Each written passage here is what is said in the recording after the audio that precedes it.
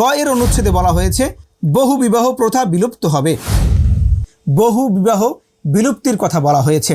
অথচ আল্লাহ তাআলা কুরআনুল কারীমের সূরা নিসা এর ৩ নম্বর আয়াতে ইরশাদ করছেন, ফানকিহু মা তাবা লাকুম মিনান নিসা মাসনা ওয়া সুলাসা ওয়া রুবা ফাইন খিফতুম আল্লা তা'দিলু ফাওয়াহিদাহ।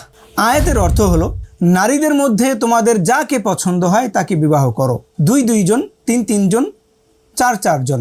যদি তোমরা ন্যায় বিচার প্রতিষ্ঠায় সংশয় প্রকাশ করো তাহলে একটি বিবাহই করো। এই আয়াতের মধ্যে আল্লাহ তাআলা ৪টি বিবাহের অনুমতি দিয়েছেন, কিন্তু তথাকথিত সুশীলরা একাধিক বিবাহ বহির্ভূত সম্পর্কের ব্যাপারে কোনো কথা বলতে চান না।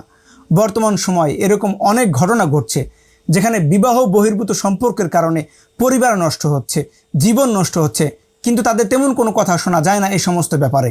যদিও এই সমস্ত বিষয়গুলো হারাম, কিন্তু তাদের মাথা ব্যথা শুধু লক্ষ্যই করা যায় হালাল বিষয়ের প্রতি।